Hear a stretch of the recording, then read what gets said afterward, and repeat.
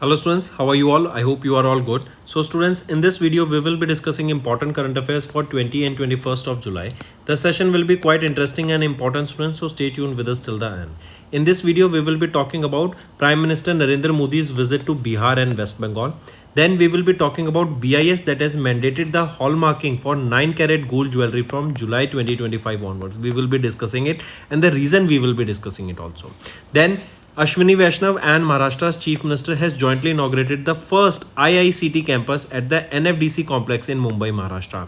And then we will be talking about NSC STI 2.0 that has been launched to modernize the civil service training in India. All these things and many more will be discussed in this video, so stay tuned with us till the end. If you are new here, do subscribe to us. We are one-stop solution for current affairs, and share the link of this video with your friends, cousins, relatives, neighbors, and let them know about this interesting platform. Welcome to Affairs Cloud. My name is Vikas Rana. We are one-stop solution for current affairs. You can find Crack Current Affairs course on our application exclusively for current affairs, where you will get daily, weekly, monthly content on regular basis. Use the code VIKAS10 and get 10% additional discount while purchasing the course. Also students, follow us on Telegram and Instagram. The link for the same are mentioned in our description. This video has both English and Hindi. The first part is English and second part is Hindi. Timestamps are mentioned in the description below.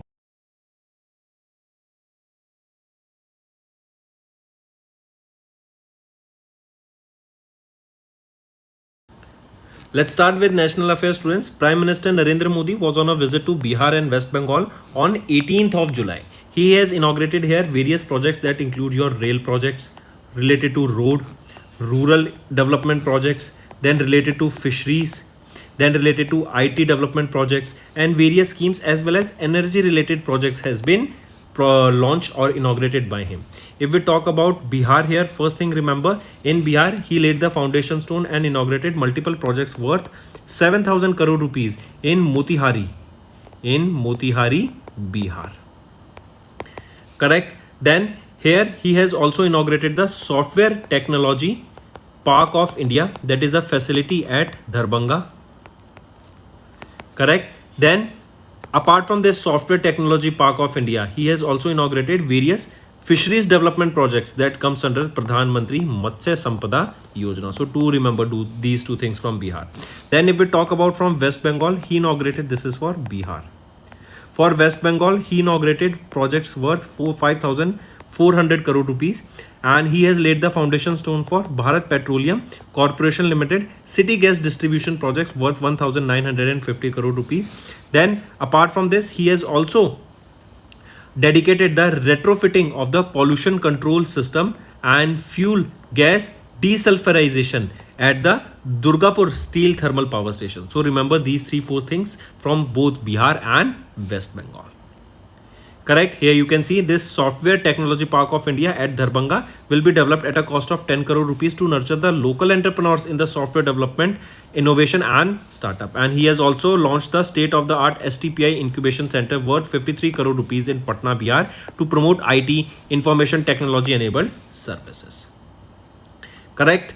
Next we saw Pradhan Mantri Awas Yojana Gramin. For this 160 crore rupees has been provided or released to support 40,000 beneficiaries under it, and also an announcement of the release of 400 crore rupees to around 61,500 for self-help groups in Bihar under Deen Dayal Antyodaya Yojana National Rural Livelihood Mission.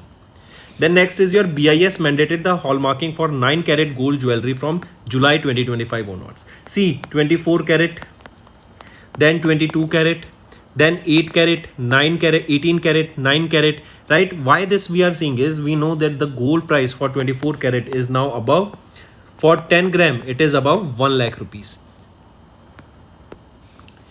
Next news is BIS. They have mandated the hallmarking for 9 carat gold jewelry from July 2025 onwards. See, what is BIS first? Bureau of Indian Standards, correct? And one thing is, there is 24 carat gold, then 22 carat gold, 18 carat gold, then 9 carat gold and so on. Correct. Then comes your 14 carat also. Correct. See, now the thing is, why this mandatory for 9 carat has been done? Because we have seen that for 24 carat gold, the price for 10 gram of gold is above 1 lakh rupees now.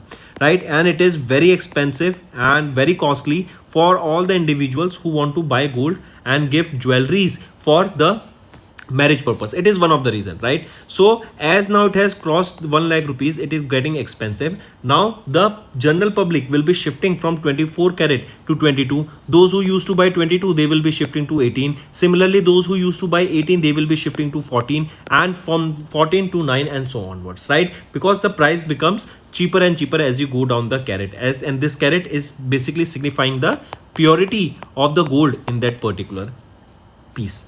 Correct. So for the same reason, in order to make sure that the 9 carat gold jewelry is also available in the market and proper hallmarking has been, it should be done for this initiative has been taken. This hallmarking process, it is a 6-digit HUID, that is your hallmark unique identification number, that is given to each jewelry. And when even now we have seen that if any individual is going to sell a jewelry and they do not have this HUID, it becomes very difficult for them to sell it, right? So getting back, what will happen with this is nationwide coverage will be done, and mandatory BIS hallmarking now covers 361 districts across India.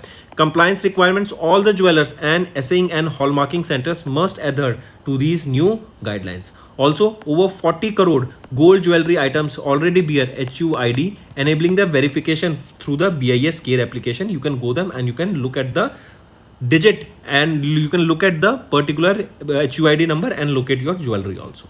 Correct. So this has been mandatory now for the 9 carat gold. If we talk about BIS, Bureau of Indian Standard, who is the Director General here? Pramod Kumar Tiwari. Headquartered in New Delhi, established in 1986. Next is Ashwini Vaishnav and Maharashtra's Chief Minister has jointly inaugurated the first IICT campus at NFDC complex in Mumbai, Maharashtra. Many terms. First is IICT. It is Indian Institute of Creative Technology. Correct. The first IICT campus has been inaugurated at the NFDC complex. NFDC is your National Film Development Corporation complex that is in Mumbai, Maharashtra. Correct. So who inaugurated this? Inaugurated by Ashwini Vaishnav. Apart from this, remember they also inaugurated the Bharat Pavilion at the Gulshan Mahal in National Museum, in the National Museum of India Cinema at the NFDC complex. Then apart from this, during this, various other key initiatives were launched at the event, that is the release of the outcome of report of the inaugural edition of the Waves 2025 and the launch of the IICT logo and 17 courses. Another thing, an MOU was signed here between the Prasar Bharati and the government of Maharashtra through Maharashtra Film, Stage and Cultural Development Corporation Limited. So MOU was also signed. Then the report on the Waves Summit was also released, or Waves 2025, that is the inaugural edition, means the first edition of it that was released. Then another thing, Ashwini Vaishnav highlighted that the government of India has allocated 400 crore rupees for the development of IICT. So these are some points that you need to remember here, and this is the first campus of Indian Institute of Creative Technology at NFDC complex in Mumbai, Maharashtra. Next is Union Minister of State Dr. Jitendra Singh has launched NSC STI 2.0 to modernize the civil service training in India. Take a note of this, students, right? Dr. Jitendra Singh, correct, he is our Union Minister of Personal, Public Grievances and Pension. He has launched this NSC STI. This stands for National Standards for Civil Service Training Institute, and the second edition of this has been launched at the Civil Service Officers Institute, that is in New Delhi. This revamped framework, that is the 2.0, was developed by the Capacity Building Commission with the help of Ministry of Personal, Public Grievances and Pension. This new version, it aims to create future-ready, citizen-centric and competent bureaucracy that aligns with the Prime Minister Narendra Modi's Viksit Bharat vision. If we talk about this particular framework, this framework provides a more refined, inclusive and future-ready approach to the civil services training. It has been simplified and streamlined with the number of evaluation metrics decreased from 59 to 43 for greater clarity and outcome-focused assessments. It is developed through the consultations with more than 160 civil service training institutes, assessors and domain experts.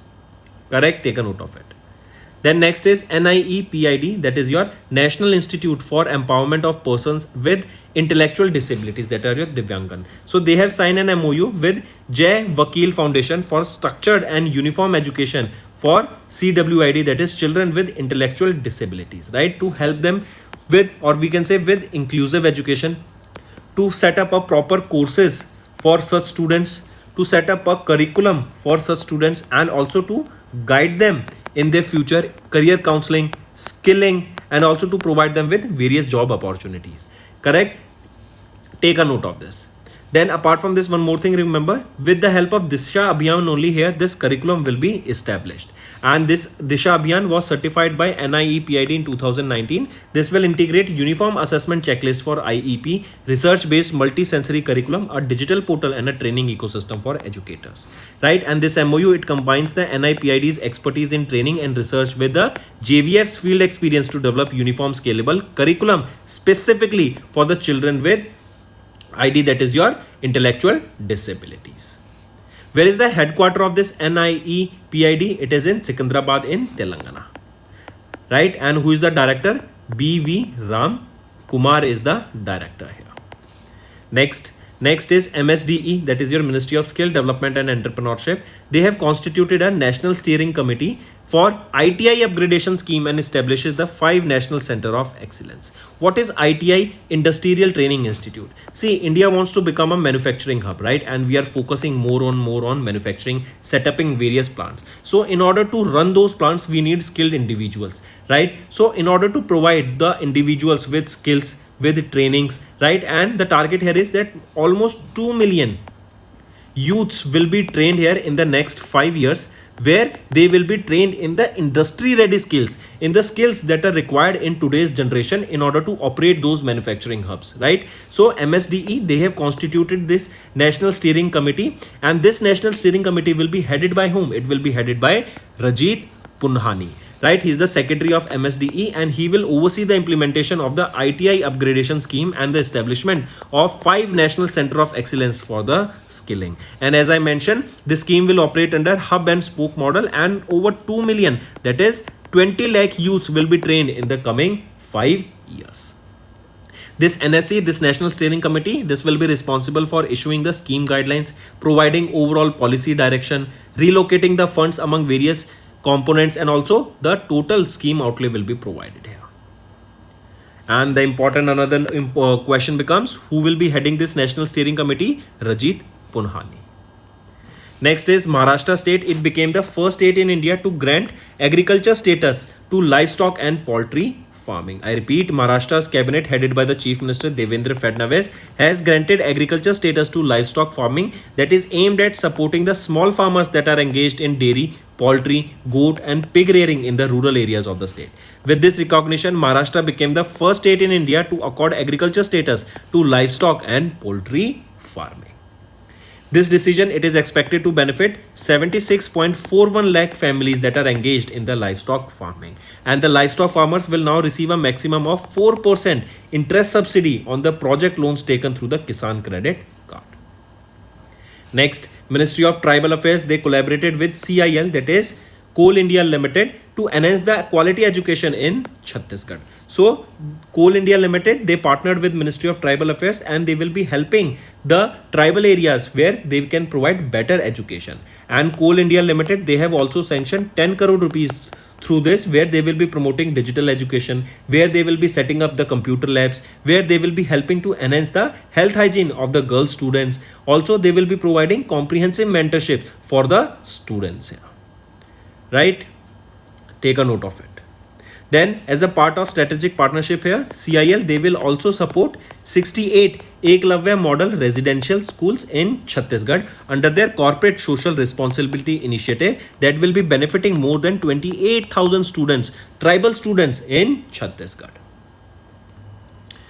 Next is BEML. They have secured order worth 185.65 crore rupees from Ministry of Defence for the supply of 79 PAT bulldozers, that is your power angling and tilting bulldozers. Take a note of this, students.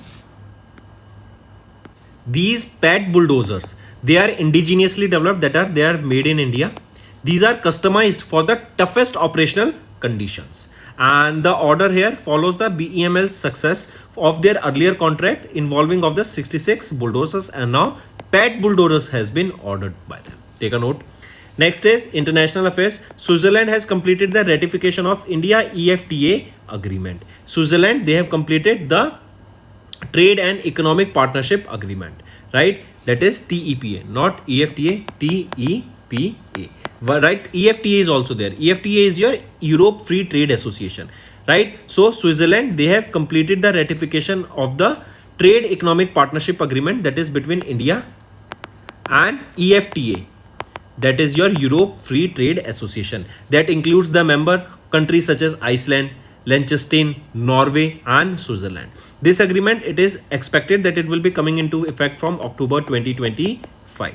And this TEPA, that is your Trade and Economic Partnership Agreement, this is a comprehensive free trade agreement that has been signed between India and EFTA.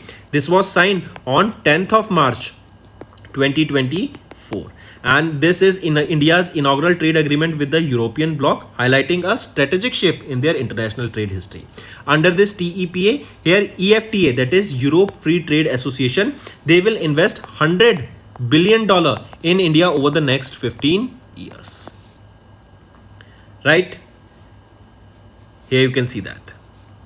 Then next is INS Sandhyak. It has docked in Malaysia to boost the maritime cooperation between India and Malaysia. And this is the first ever visit by the hydrographic vessel from India to Malaysia that will strengthen the bilateral maritime ties between India and Malaysia.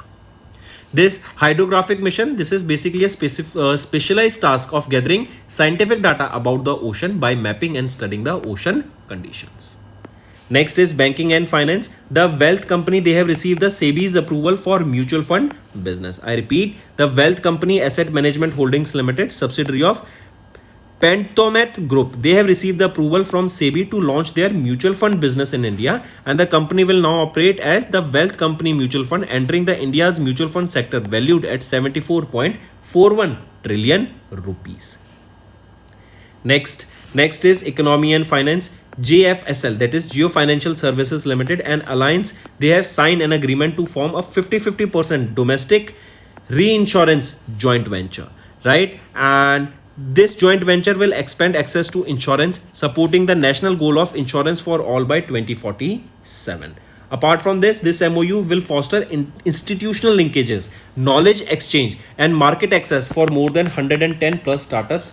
Also here remember, the benefit of it will be not just the startups, not startups they will be benefiting, but they will be benefiting the companies here that are listed, right? As because of this joint venture, we will be seeing they will be entering into the insurance sector, and they will be also targeting multiple companies here that will be helping those companies and generating revenue from them, and in turn they will be providing further insurances to them. Next is Aurum PropTech. They have received the SEBI approval to launch India's first listed SM REIT. Very important, student. There was some problems going on related to SM REITs last month, but now it is sorted. And Aurum PropTech Limited, this is a part of Aurum Ventures, and they have received the approval from SEBI to launch small and medium real estate investment trust under AMSA SM REIT Investment Trust. Right now, with this, what will happen is this MOU, more than 200 startups will be benefited. Here the focus will be on healthcare sector, agri-tech sector, clean energy and logistics sector.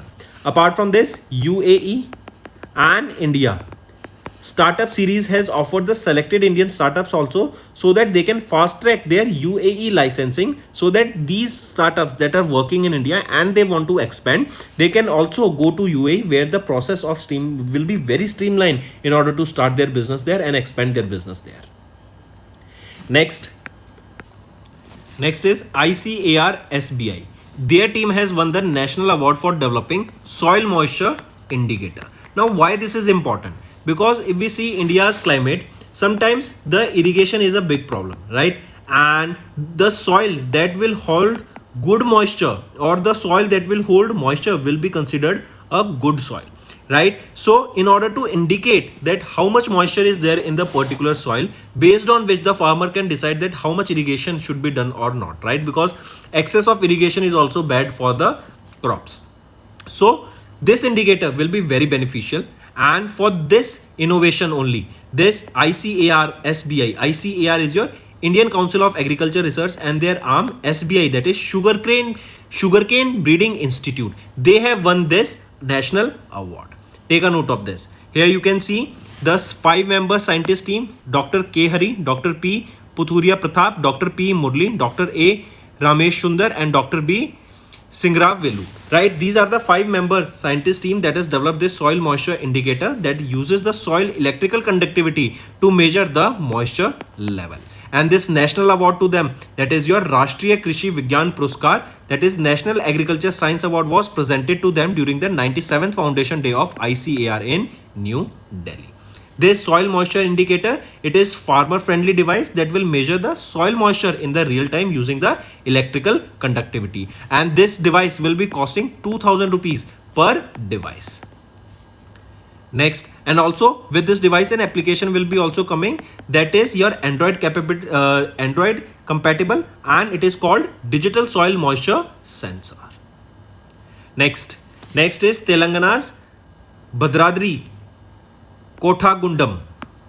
Repeat, Telangana's Bhadradri Kothagundam district has won the Open Source GIS Cohort Award. What is GIS? Geographic Information System, right? This is an innovative application that will be very beneficial in public service delivery and rural development, right? And it was during the Open Source GIS Day that was held at IIT Bombay in Mumbai, Maharashtra, right? Here, remember, this award was a part of the National Geospatial Award, that is the second edition of it, that was organized by IIT Bombay. And the district here, Telangana's Bhadradri district, it was recognized for their effective use of the GIS across multiple public services that includes your flood prediction, inter-department data integration, agriculture interventions, and many more. So take a note of this district can be asked. It is of Telangana. Next is obituary. Oscar-winning lyricist Alan Bergman has recently passed away at the age of 99 in Los Angeles, and he has won multiple awards, as in 1969 for Best Original Song for The Windmills of the Mind, then in 1974 The Way We Were, in 1884 Best Original Song Score or Adaptation Score for Yentl. Then Grammy Awards, he was honored with the Grammy Trustee Award in 1997 for Lifetime Achievement in Music, and many more. Next is state news. Tamil Nadu Day celebrated on 18th of July, and it is to mark the 1967 resolution by then Tamil Nadu's Chief Minister C.N. Anudurai, which led to the renaming of Madras state as Tamil Nadu, affirming the Tamil identity and regional pride. Take a note of this. And Tamil Nadu basically means the land of the Tamils. Correct? And this Tamil Nadu was officially formed as Madras state on 1st of November in 1956. Correct? And M.K. Stalin, the current Chief Minister of Tamil Nadu, in 2022, he officially declared 18th of July as your Tamil Nadu Day. Correct? This is also important. So that's all for the day, students. Now let's move to the revision part that will be beneficial for your learning. Next, mention the name of the city that is not ranked among the top 5 cities according to the data center capacity under construction as of end 2024. Right, this is the report here that was released by Cushman and Wakefield in June. So mention the name of that city. It is Mumbai city, that is not ranked among the top 5 cities according to the data center capacity. Right, if we talk about according to the data center capacity, it is Virginia of USA on the first position, Atlanta on the second, Columbus on the third, Dallas on the fourth, Phoenix on fifth, all are of USA. Right? Then our Mumbai is on the sixth position from India. Next, in June, SEBI introduced a comprehensive framework to govern the issuance and listing of ESG debt securities. What are the type of bonds that this framework specifically governs in? So this bond, it specifically governs in your social bonds, sustainability linked bonds, and sustainability bond, but not green bonds. So right option is A, C, and D. Next, who was appointed as the chairman of the Economic Advisory Council to the Prime Minister in June for a period of 2 years, succeeding Suman K. Berry. So, S. Mahendra Dev has been appointed as the chairperson of Economic Advisory Council to Prime Minister in June, and he will be in this position for 2 years, and he succeeded whom? Suman K. Berry. Next, who among the following won the women's single final of the Indonesia Open held in Jakarta, Indonesia? So, N. C. Young. right, has won the women's singles final of the Indonesia Open held in Jakarta, Indonesia. NC Young, she is from which country? NC Young is from South Africa. Next, and here only students, if asked about men's single title, who won the men's single title? So Anders Antonsen, right? He is from Denmark and he has won the men's single title. Next, and one more thing, if asked which edition of Indonesia Open was this, it was the 43rd edition of Indonesia Open. Next, identify the country that won the UEFA National League's title by defeating Spain in the finals. So it is Portugal that defeated Spain in the finals by 5-3. This is a football edition, right? That is your UEFA football event, and this was the fourth edition of the tournament that was held from September 24 to June 25th, and it is Portugal that defeated Spain in the finals. Next is mention the company that was announced as the founding partner of the LA 28 Olympic Games in June 2025. So Honda Motor Corps, right? It is the company that was announced as the fourth partner of the LA Los Angeles 2028 Olympic Games. Right? Next, which of the following stock exchanges is not among the top 5 in the world by market capitalization as of 2025? So it is London Stock Exchange of UK. Next, in June, Goa's Ozofeni secured the GI tag. Pick out the correct statement regarding to it.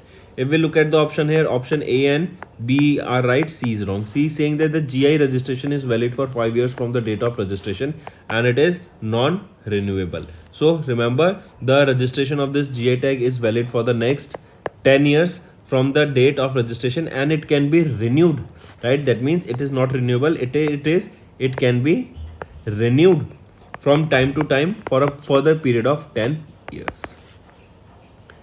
Next, Union Minister of Finance Nirmala Sitharaman chaired the 6th Governing Council meeting of the National Investment and Infrastructure Fund in June.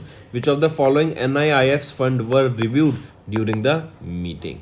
So, if we see here, which funds were reviewed here? So, all of these funds were reviewed here. Next, identify the initiative that was recently launched by our Home Minister Amit Shah to promote the use of Indian languages in official work and reduce administrative dependence on foreign languages. So, identify that initiative. What is the name of that initiative that was launched here? So, it is Bharatiya Bhasha Anubhag that was launched. The initiative will promote regional languages in the official work that includes your 22 scheduled languages. Right, this is your Bharatiya Bhasha Anubhag or the Indian languages section, and it has been developed by CDAC. Next, which of the following are the official languages of Union Territory of Ladakh as per the Ladakh Official Languages Resolution promulgated by the President of India Draupadi Murmu ma'am in June 2025? Among the following, all are there. Next, mention the foreign bank that recently became the first to list green bonds worth Sri Lankan rupee 2.5 billion on the NSE India International Exchange at GIFT City, Gujarat. So which is that foreign bank? It is DFCC Bank PLC that recently became the first to list green bonds worth 2.5 billion Sri Lankan rupees on the National Stock Exchange International Exchange. Next, 7 ICE international cricketers, 5 men and 2 women were inducted into the ICC Hall of Fame in the class of 2024, and identify the name of the Indian cricketer inducted in this ceremony. So if we see here the Indians that were inducted here, so Mahendra Singh Dhoni, take a note of this, very important, was inducted here from India. And with this, the total number of ICC Hall of Fame inductees reaches 122. Next, mention the name of Indian squash player who won 2 honors at the Professional Squash Association Award 2024-25 held in Birmingham in England. So Anahat Singh, right? India's number 1 women squash player. She's 17 years of age and has won the two honors. That is, she won the Women's Challenger Player of the Season and Women's Young Player of the Season award. Next, who has been appointed as the part-time member of the 16th Finance Commission by the President of India, Draupadi Murmu, following the resignation of Ajay Narayan. So, T. Ravi Shankar has been appointed as the part-time member of the 16th Finance Commission. Next, name the organization that appointed Sudarshan Venu as its new chairman and managing director. So, TVS Motor Company Limited appointed Sudarshan Venu as their new chairman and managing director. He will be succeeding Sir Rolf Speth. Next, in June, Dash announced its plan to launch India's first thinking data compute satellite and AI powered orbiter using the small satellite launch vehicle of ISRO by September 2025. It is TM2 Space Technologies Private Limited. It is Hyderabad, Telangana based, and its plan is to launch India's first thinking data compute satellite and AI powered satellite. Next, in which Indian state is Durgesh Arnya Zoological Park being developed at 100 crore rupees? It is in Himachal Pradesh. Next is name the company that reclaimed the title of the world's most valuable company in June with a market capitalization of $3.45 trillion. It is Nvidia Corporation. Next, in June, the Cabinet Committee on Economic Affairs chaired by the Prime Minister Narendra Modi approved two major Dash projects worth 6,405 crore rupees. The two major projects are of railways. Next, where will India's first electronic waste eco park, important question, will be set up with a capital investment of 150 crore rupees and an operational budget of 325 crore rupees. So this will be set up in this electronic eco park or electronic waste eco park will be established in Holombi Kala in North Delhi. And also India ranks third largest producer of electronic waste globally, generating almost 1.6 million metric tons of this waste annually. Next, what is the India's rank in the 19th edition of the Global Gender Gap Report released by World Economic Forum? So, India, what is the rank of India here in this index? The 19th edition of Global Gender Gap released by World Economic Forum. This is your homework, students. I need to see maximum participation here. Moving on, next is in June, which mutual fund company launched the India's first exchange traded fund tracking the Nifty India Internet Index, aiming to invest in internet first businesses across sectors such as e-commerce, fintech and digital payments. Question asked is which mutual fund company? Tell me, what is the name of that company? It is Grow Mutual Fund, and they Grow recently they are also planning to launch their own IPO. Next, mention the Urban Cooperative Bank that recently received the scheduled bank status from RBI, becoming the 50th cooperative bank in India to receive this recognition. It is Vishwaswara Shakari Bank Limited, right? And it is based in Pune, Maharashtra. Next, in June, who was honored with the Dostoevsky Star Award, that is Russia's highest literary honor, for his role in promoting cultural dialogue and preserving the literary heritage.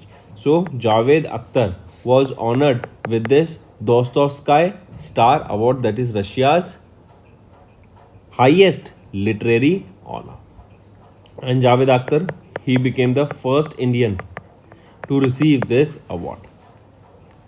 Next, which country appointed Bollywood actor Katrina Kaif as their global tourism ambassador to boost the country's global tourism appeal ahead of the summer season? So, for Maldives, Katrina Kaif was appointed as their brand ambassador.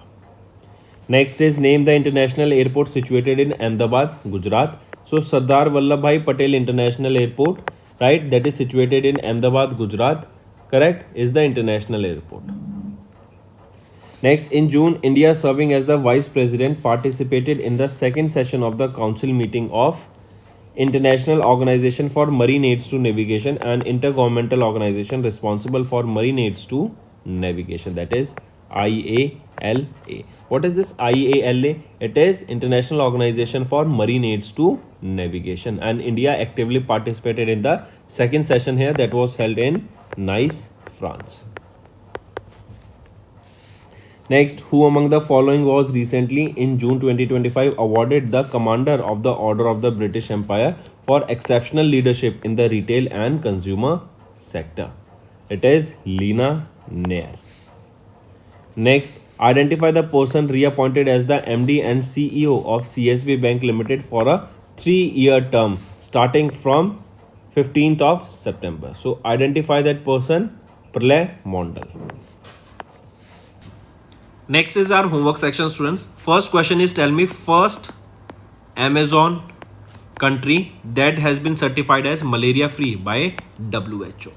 Then second question, students, tell me recently, if I ask you which became the first state in India to adopt e-voting system, that is voting will be done through mobile phones.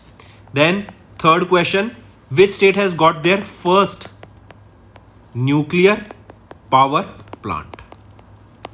Fourth question, tell me recently, if I ask you which country has launched, or let's not go with this question. Next is India's first quantum computing valley will be established where? And fifth question, students, tell me recently, how many times, or CBSE has declared that class 10th board exams will be held how many times from 2026 onwards? So these are your 5 homework questions, students, and I need to see maximum participation from all the students watching this video. Hello students, कैसे हैं आप सब? I hope आप सब अच्छे हैं। तो दोस्तों, आज की वीडियो में 20 एंड 21 जुलाई के हम इंपॉर्टेंट करंट अफेयर्स डिस्कस करेंगे। एंड तक बने रहिएगा, काफ़ी कुछ सीखने को मिलेगा। आज की वीडियो में हम बात करेंगे, prime minister Narendra Modi visit पे थे to Bihar and west Bengal on 18th of July. Then BIS ने मैंडेट किया hall marking for 9 carat gold jewellery from July 2025। Ashwini Vaishnaw and Maharashtra के चीफ मिनिस्टर, इन्होंने जॉइंटली इनॉग्रेट किया पहला IICT campus at NFDC complex in Mumbai, Maharashtra. Then हम बात करेंगे NSC STI 2.0 second edition of this framework, ये भी लॉन्च किया गया, जो कि मॉडर्नाइज करेगा सिविल सर्विस ट्रेनिंग को इन इंडिया। तो दोस्तों, ये सारे एंड और इसके अलावा काफ़ी न्यूज़ हम डिस्कस करेंगे। एंड तक बने रहिएगा। नए जुड़े हैं हमारे साथ तो सब्सक्राइब करना मत भूलना एंड शेयर कर दो इस वीडियो को सभी के साथ, अपने फ्रेंड्स, कजन्स, रिलेटिव, नेबर्स सभी के साथ। ऑल्सो स्टूडेंट्स, हम सुबह 5 बजे डेली बेसिस पे ये करंट अफेयर्स की वीडियो अपलोड करते हैं, जो कि आपकी लर्निंग में बहुत ज़्यादा बेनिफिशियल रहती है। कॉम्पिटिटिव एग्जाम में इससे आपको बहुत ही बेनिफिट देखने को मिलेगा। Welcome to affairs cloud. My name is Vikas Rana. We are one-stop solution for current affairs. You can find Crack Current Affairs course on our application exclusively for current affairs, where you will get daily, weekly, monthly content on regular basis. Use the code VIKAS10 and get 10% additional discount while purchasing the course. Also, students, follow us on Telegram and Instagram. The link for the same are mentioned in our description. This video has both English and Hindi. The first part is English and second part is Hindi. Timestamps are mentioned in the description below.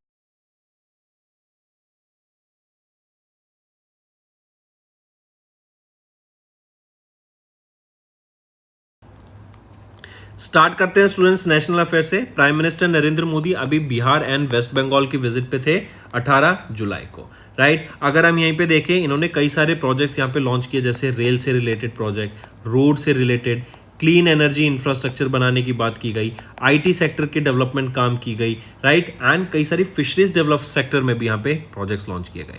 जैसे अगर हम बात करें सबसे पहले बिहार की, तो इन्होंने बिहार में जो प्रोजेक्ट्स लॉन्च किए हैं 7,000 करोड़ रुपीज़ के यहाँ पे प्रोजेक्ट लॉन्च किए मोतिहारी में। इसी में याद रखेंगे एक अमृत भारत एक्सप्रेस ट्रेन को भी यहाँ पे फ्लैग ऑफ किया गया।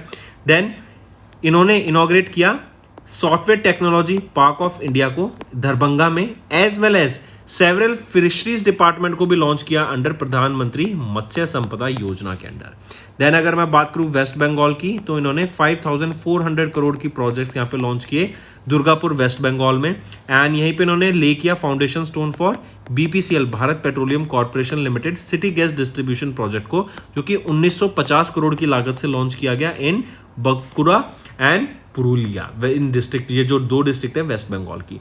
इसी के साथ साथ यहाँ पे रेट्रोफिटिंग का डेडिकेटेड प्रोजेक्ट लॉन्च किया of pollution control system and fuel gas desulphurisation को, जो कि Durgapur steel thermal power station पे रहेगा। तो ये कुछ चीजें आपको यहाँ पे याद रखनी है।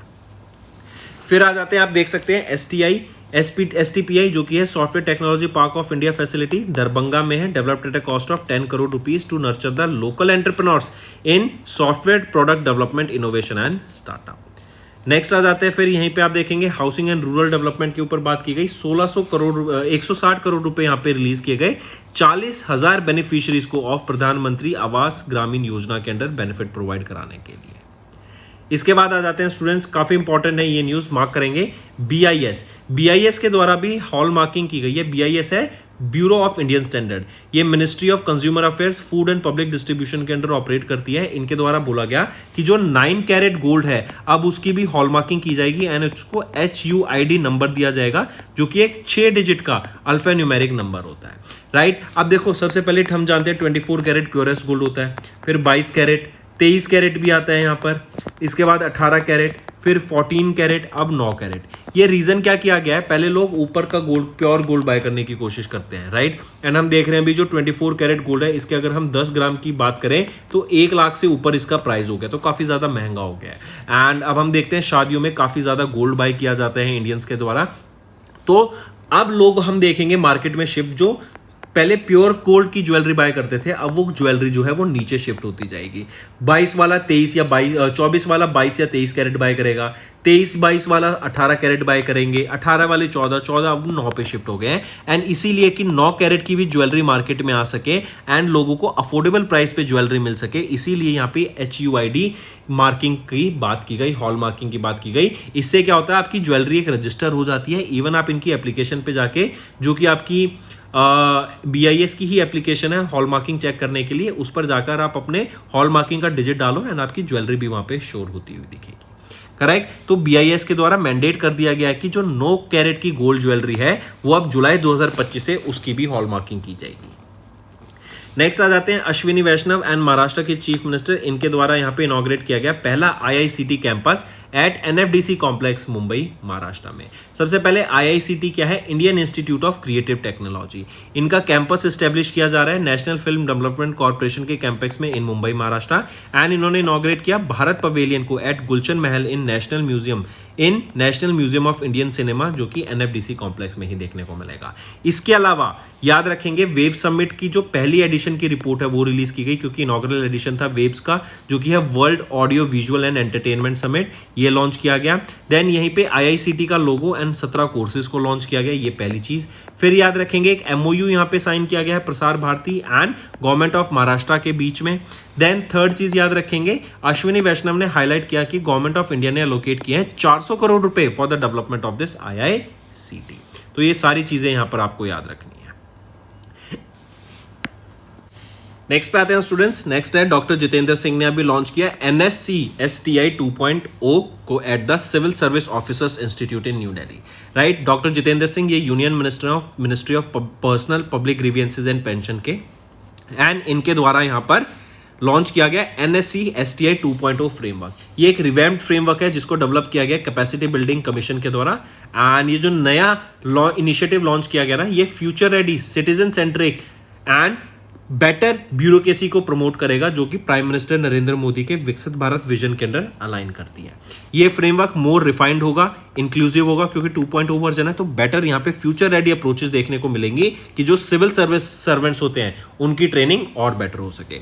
It has been simplified and streamlined with the number of evaluation matrix decrease from 59 to 43 for a greater clarity and outcome focused assessment हो सके, ठीक है। एंड ये सुटेबल रहेगा for training institutes at all government levels including central, state and urban local bodies. फिर आ जाते हैं NIEPID, इन्होंने एक MOU साइन किया है जय वकील फाउंडेशन के साथ for structured and uniform education of children with intellectual disabilities. जो दिव्यांगन बच्चे होते हैं उनके लिए प्रॉपर तरीके से एक करिकुलम सेटअप करने के लिए, कोर्सेज बनाने के लिए, उनकी स्किलिंग करने के लिए, उनको इंडस्ट्री रेडी स्किल्स प्रोवाइड कराने के लिए, जो कि उनकी डिसेबिलिटी के हिसाब से उनको बेनिफिट प्रोवाइड कराएगा in the future, and job opportunities provide कराने के लिए यहाँ पे ये MOU साइन किया गया। NIEFID की अगर हम बात करें, ये है national institute for empowerment of persons with intellectual disabilities, right. And यहीं पे NIEPD इनका एक दिशा फ्रेमवर्क भी है, जो कि है दिशा, राइट। उनके साथ मिलके, दिशा अभियान, उनके साथ मिलके ये करिकुलम यहां पे बनाएंगे, तो ये भी याद रखेंगे।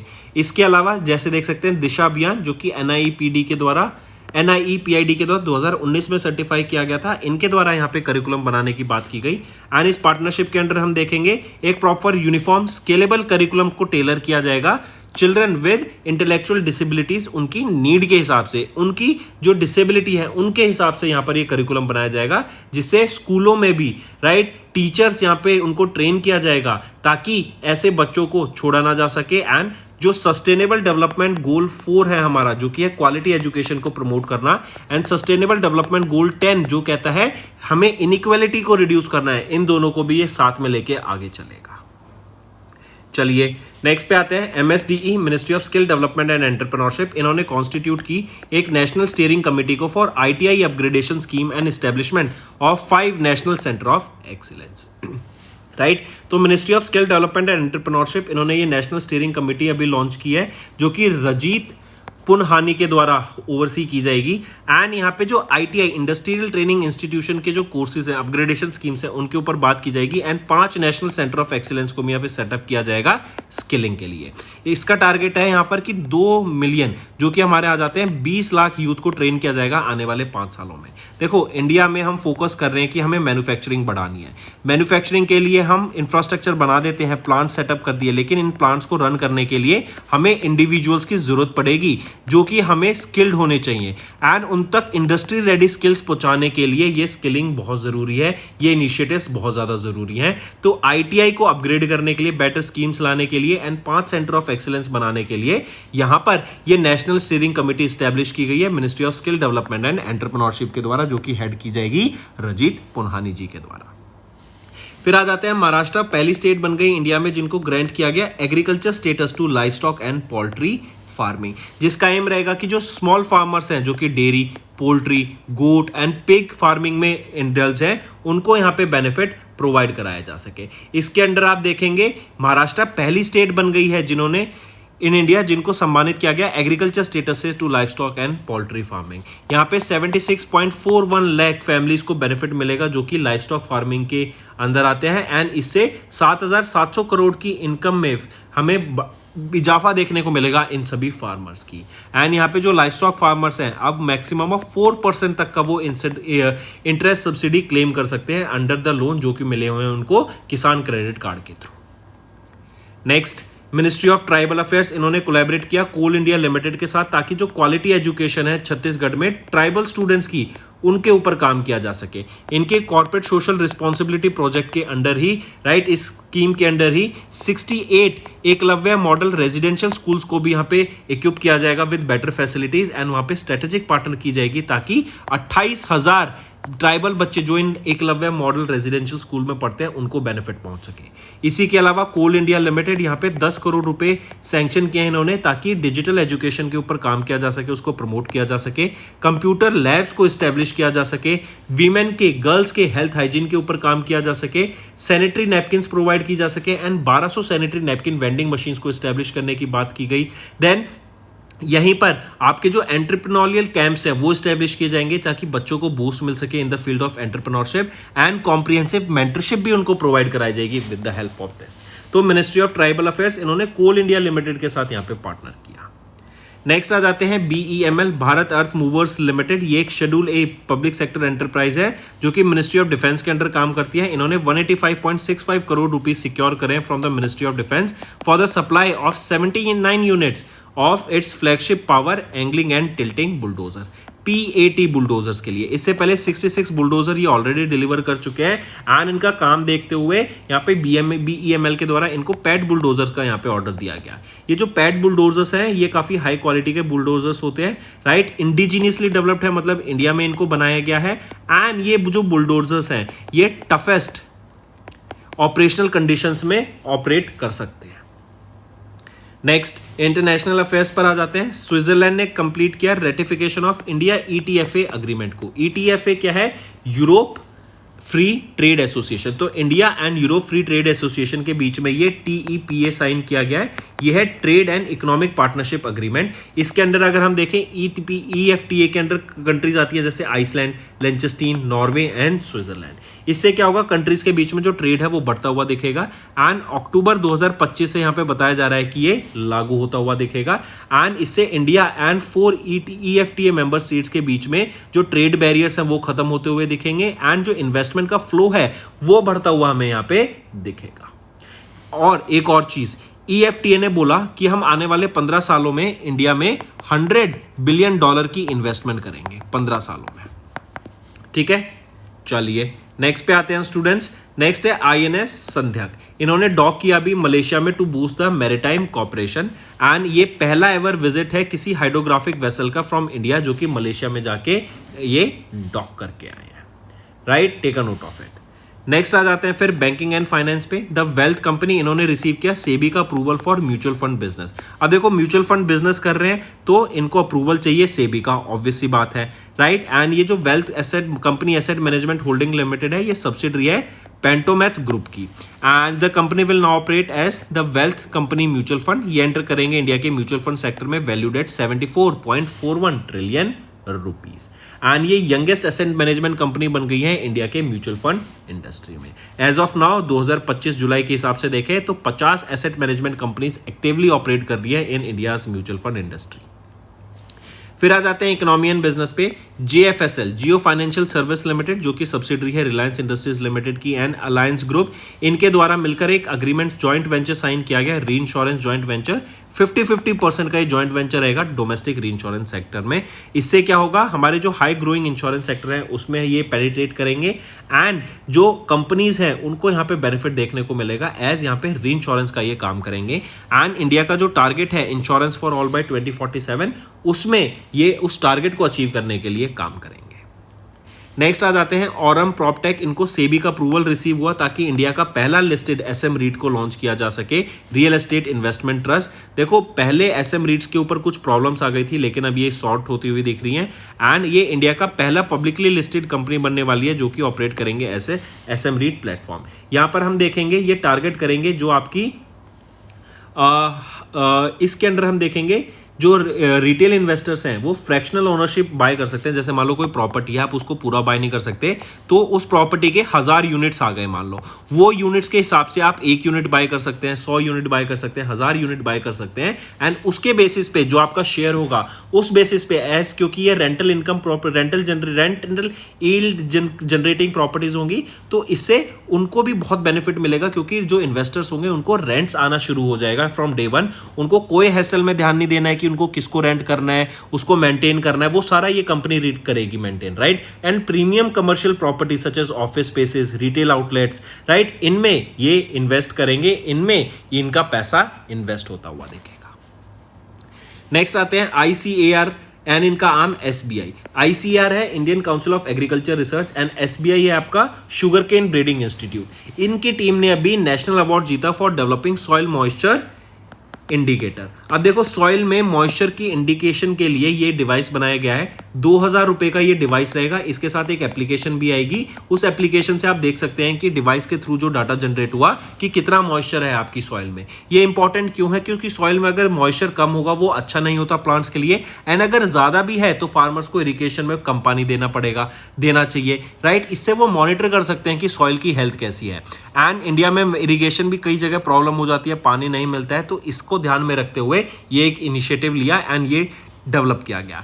5 मेंबर्स की ये टीम थी, आप यहां पर देख सकते हैं, जिनके द्वारा ये सॉइल मॉइस्चर इंडिकेटर को डेवलप किया गया जो कि सॉइल की इलेक्ट्रिकल कंडक्टिविटी को के थ्रू यहाँ पे सॉइल का जो मॉइस्चर लेवल है वो मॉनिटर करेंगे। एंड इस अवार्ड, ये अवार्ड है कौन सा? नेशनल एग्रीकल्चर साइंस अवार्ड जो कि है राष्ट्रीय कृषि विज्ञान पुरस्कार 2025 का अवार्ड। किसके द्वारा दिया गया? शिवराज सिंह चौहान जी के द्वारा दिया गया एंड 97th फाउंडेशन डे था आईसीआर का जब ये अवार्ड को दिया गया। एंड ये जो एप्लीकेशन रहेगी ये आपका एंड्रॉइड कैपेबल है, मतलब आईफोन्स के लिए नहीं, एंड्रॉइड यूजर्स के लिए है।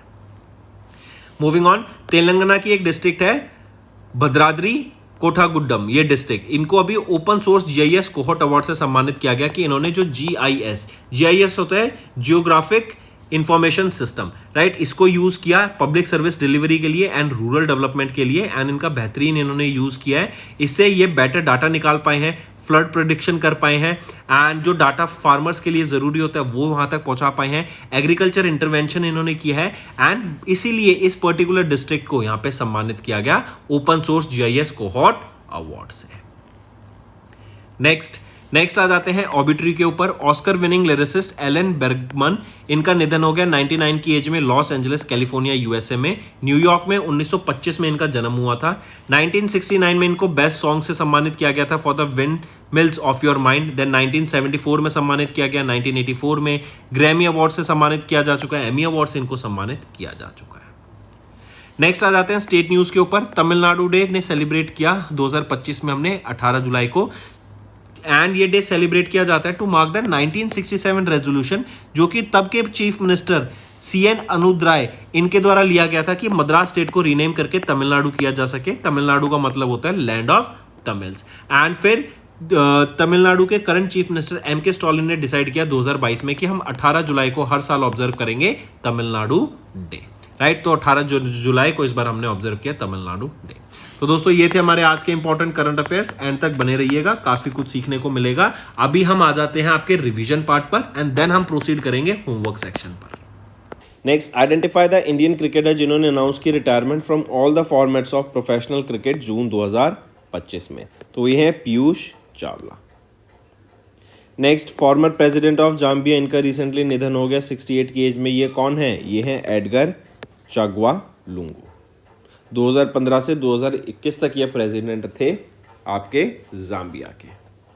Next, name the American tennis legend जिनको अवार्ड किया गया 2025 के princess of Asturias prize for sports से इन मई 2025। कौन है वो है सेरेना विलियम्स, काफ़ी फेमस टेनिस प्लेयर रह चुकी हैं ये। Next, name the agreement for which India and Kyrgyzstan ने अभी एक अग्रीमेंट साइन किया and exchange of instruments of ratification during the 4th India Central Asia dialogue, जो कि दिल्ली में हुआ जून 2025 में, राइट। तो वो है बायलेटरल इन्वेस्टमेंट ट्रीटी।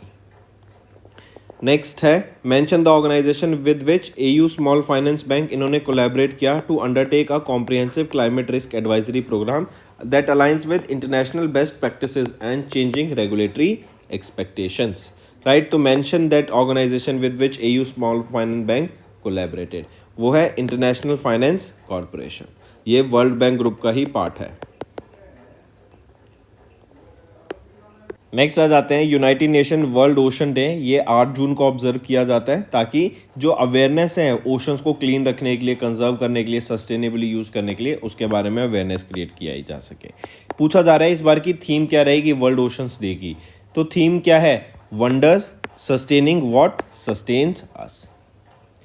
नेक्स्ट, एक जॉइंट मैरीटाइम एक्सरसाइज हुई European union, naval force and Indian navy के बीच में, कहां पर हुई ये पूछा जा रहा है। तो इंडियन ओशन रीजन में ये एक्सरसाइज हमें देखने को मिली थी, राइट। नेक्स्ट आ जाते हैं mention the Indian naval ship जो कि हो ची मिन सिटी, जो कि वियतनाम में है, वहां पे विजिट किया ताकि हाइड्रोग्राफिक ऑपरेशन को बढ़ावा दिया जा सके। तो कौन सा आईएनएस है? वो है आईएनएस दर्शक, जो कि विजिट किया अभी हो ची मिन सिटी में। नेक्स्ट आ जाते हैं किस पब्लिक सेक्टर अंडरटेक। अच्छा, एक और चीज स्टूडेंट्स, अभी वियतनाम में ना वॉल्केनिक इरप्शन हुआ है, तो वहाँ के आसपास जैसे बाली हो गया, तो वहाँ पे जो फ्लाइट्स है ना वो उनको अभी बैन कर दिया गया, रोक दिया गया। नेक्स्ट, कौन से पब्लिक सेक्टर अंडरटेकिंग ने रिकॉर्ड किया highest net profit in the 4th quarter of FY24? तो वो है LIC। कितना प्रॉफिट इन्होंने रजिस्टर किया? ऑलमोस्ट 19,013 करोड़ रुपीस का, जो कि लास्ट ईयर से 38% हमें ज़्यादा देखने को मिलेगा। Next is who has been appointed as the new chairman of fertiliser association of India? तो शैलेश सी मेहता, राइट, इनको अपॉइंट किया गया है। इसके बाद आ जाते हैं प्रधानमंत्री सुरक्षित मातृत्व अभियान। ये एक फ्लैगशिप इनिशिएटिव है ministry of health and family welfare का। इसकी 9वीं एनिवर्सरी अभी हमने सेलिब्रेट की। पूछा जा रहा है विच of the following national health initiatives integrate नहीं किए गए हैं इस स्कीम के साथ। तो इसमें से अगर हम देखें तो आपकी आयुष्मान भारत प्रधानमंत्री जन आरोग्य योजना को इंटीग्रेट नहीं किया गया है, बाकी सब इसमें इंटीग्रेटेड है। Next, during the first international agri hackathon जो कि जून में हुई, यूनियन मिनिस्टर शिवराज सिंह चौहान इन्होंने अनाउंस किया clean plant program to establish 9 horticultural facilities across India.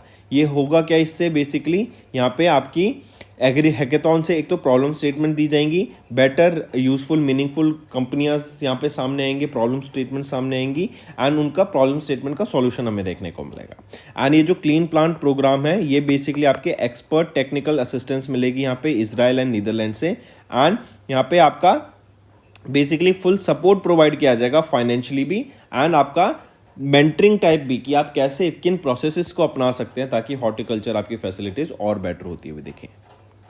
Next, world bank global poverty update. ये काफ़ी अच्छा क्वेश्चन है स्टूडेंट्स। अभी तक जो वर्ल्ड बैंक डिसाइड करता था कि वो था $2.15 पर डे, अगर आप कमा रहे हैं तो आप बिलो द पॉवर्टी लाइन नहीं है, इससे कम कमा रहे हैं तो आप बिलो द पॉवर्टी लाइन है। इसको अब बढ़ा दिया है टू $3, राइट। मतलब अगर आप $3 कमा रहे हैं इस तो आप ठीक है, लेकिन इससे नीचे कम करा रहे हैं तो आप BPL हो जाते हैं, बिलो पॉवर्टी लाइन। तो राइट ऑप्शन इज बढ़ाकर $3 पर डे कर दिया गया। Next, mention the name of the city that is not ranked among the top 5 cities according to their data center capacity under construction as of end 2024, right. Cushman and Wakefield के द्वारा इस report को release किया गया। तो mention that city जो कि top 5 cities में नहीं आती है, मुंबई 6ठे पोजीशन पे आ जाती है इस इंडेक्स में, right, in the terms of data centres. अगर हम लिस्ट देखें उन सिटीज की जो कि टॉप कर रही है, जैसे सबसे पहले आ जाता है टॉप पर आपकी Virginia first, then Atlanta second, Columbus third, Dallas fourth, Phoenix fifth और छठे पे इंडिया। ये बाकी सारी यूएसए की हैं, छठे पे आ जाती है मुंबई। ठीक है, चलिए नेक्स्ट, सेबी इन्होंने इंट्रोड्यूस किया comprehensive framework to strengthen the issue and listing of the ESG debt securities. What are the type of bonds that this framework specially governance. तो ये कौन से बॉन्ड्स को गवर्न करता है यहाँ पे स्पेसिफिकली, तो आपके ग्रीन बॉन्ड्स को छोड़ के सभी को ये टारगेट करता है। Next, who was appointed as the chairman of the economic advisory council to the prime minister in June. 2 साल के लिए इनको अपॉइंट किया गया। सुमन के बेरी को ये सक्सीड करेंगे। S महेंद्र देव को यहाँ पे अपॉइंट किया गया है। नेक्स्ट आ जाते हैं, हु अमंग द फॉलोइंग इन्होंने वीमेन सिंगल टाइटल जीता इंडोनेशिया ओपन का। तो women single title NC young. And अगर मैं मेंस कैटेगरी की पूछूं तो मेंस कैटेगरी में किन्होंने जीता, वो हैं एंडर्स एंड टॉनसन, राइट। ये वर्ल्ड के मेंस कैटेगरी में नंबर 3 के प्लेयर हैं, वर्ल्ड नंबर 3, एंड डेनमार्क से बिलोंग करते हैं। नेक्स्ट, आइडेंटिफाई द कंट्री जिन्होंने यूएफए नेशनल लीग को जीत लिया by defeating Spain in the finals. तो पोर्चुगल ने जीत लिया है, 5-3 से जीता है, राइट। फुटबॉल का इवेंट है यूएफए एंड स्पेन की टीम को हरा के पोर्चुगल ने जीत लिया। फाइनल इवेंट जर्मनी में हुआ था, म्यूनिच जर्मनी में, एंड ये 4th एडिशन था यूएफए का। Next, mention the company that has announced और that was announced as the founding partner of the LA 28 Olympic games June 2025 में, लॉस एंजलिस 28 के ओलंपिक गेम्स के लिए, राइट। तो वो है होंडा मोटर कंपनी लिमिटेड। इसके बाद आ जाते हैं, which of the following stock exchanges not among the top 5 in the world by market cap as of 2025। तो वो है London stock exchange of UK. Next आते हैं, ये आपका होमवर्क ले लो यहाँ पे स्टूडेंट्स कि आप मुझे बताओ टॉप 5 कौन सी हैं with their market cap. Next, in June Goa की ओजोफेनी को भी GI टैग मिला। इसमें से सही ऑप्शन बताना है, पहला सही है, दूसरा सही है, तीसरा कह रहा है कि GI valid for 5 years and एक बार इसका टाइम खत्म होने के बाद इसको नॉन रिन्यूएबल होता है इसका ये रजिस्ट्रेशन। तो नहीं, एक तो ये 10 साल के लिए होता है और 10 साल बाद फिर से आप इसको रिन्यू करा सकते हो for the further 10 years. Next, finance minister Nirmala Sitharaman ma'am इन्होंने 6ठी governing council meeting of the national investment and infrastructure fund को भी चेयर किया। Which of the following NIIF funds were review during the meeting. तो सभी फंड्स को यहाँ पे रिव्यू किया गया था इस मीटिंग के दौरान। Next, identify the initiative that was recently launched by our Home Minister Amit Shah to promote the use of Indian languages in the official work and reduce administrative dependence on foreign languages.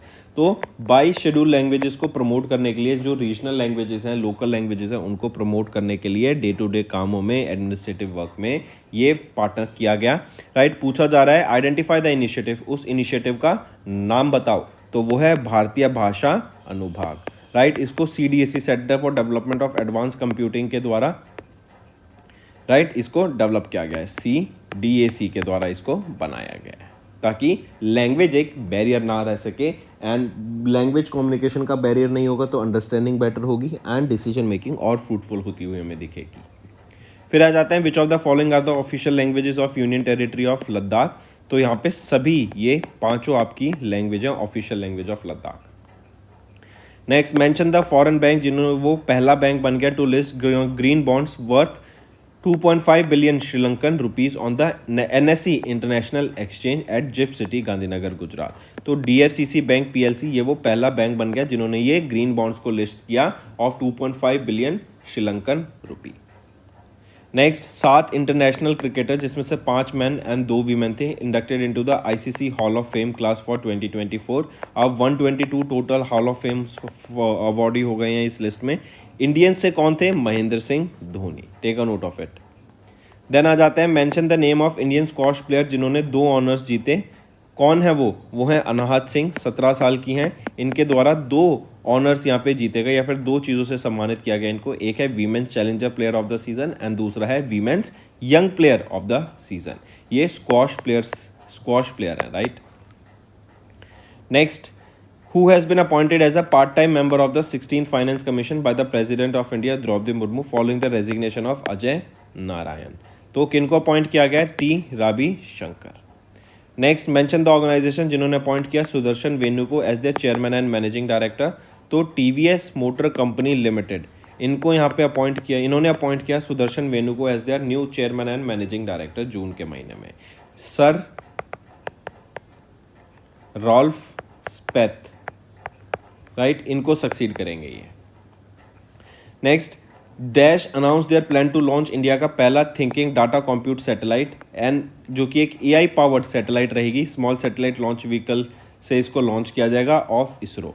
तो ये इसरो की है. तो TM2 space technologies private limited Hyderabad Telangana based ये company है. इनके द्वारा launch की जाएगी ये पहली thinking satellite. Next, in which Indian state Durgesh Aranya zoological park को डेवलप किया जाएगा 100 करोड़ की लागत से. तो हिमाचल प्रदेश में इसको डेवलप किया जाएगा. फिर आ जाते हैं उस कंपनी का नाम बताओ that reclaim the title of the world's most valuable company in June with a market cap of $3.45 trillion. तो वो है एनवीडिया कॉर्पोरेशन. वर्ल्ड की मोस्ट वैल्यूएबल कंपनी है ये. Next, the cabinet committee on economic affairs chaired by prime minister Narendra Modi इन्होंने approve किया 2 major railway projects को worth 6,405 crore rupees. फिर आ जाते हैं वेयर विल इंडिया की पहली ई waste eco park electronic waste eco park को स्टैब्लिश किया जाएगा 150 करोड़ की लागत से एंड 325 करोड़ रुपया का ऑपरेशनल बजट रहेगा. तो दिल्ली में इसको स्टैब्लिश किया जाएगा. इंडिया का 9% ऑफ द इलेक्ट्रॉनिक वेस्ट हम दिल्ली से जनरेट करते हैं एंड इंडिया वर्ल्ड का 3rd लार्जेस्ट प्रोड्यूसर है इलेक्ट्रिक वेस्ट का ग्लोबली.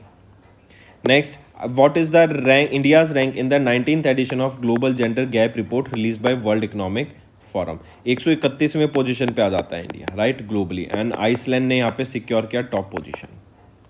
फिर है इन जून किस म्यूचुअल फंड कंपनी ने लॉन्च किया इंडिया का पहला exchange traded fund ETF tracking the India की इंडिया इंटरनेट इंडेक्स. मतलब इंडिया की जो इंटरनेट कंपनीज हैं जिसमें आपके sectors e-commerce fintech digital payments आ गए उनको ट्रैक करेगा यहाँ पे. तो किसके द्वारा लॉन्च किया गया है? ग्रो म्यूचुअल फंड के द्वारा एंड ग्रो अपना खुद का भी IPO लॉन्च करने की बात कर रहा है वेरी सून.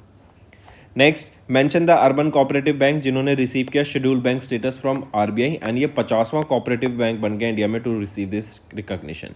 ये है विश्वेश्वरा सहकारी बैंक लिमिटेड. ये पुणे महाराष्ट्र बेस्ड बैंक है.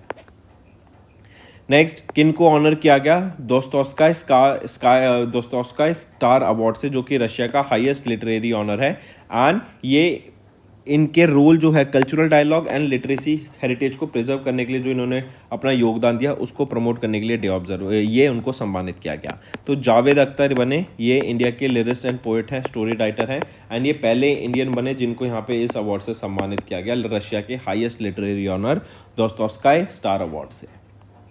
नेक्स्ट, किस कंट्री ने अपॉइंट किया बॉलीवुड एक्टर कैटरीना कैफ को as their global tourism ambassador, ताकि कंट्री का जो टूरिज्म है उसको प्रमोट किया जा सके।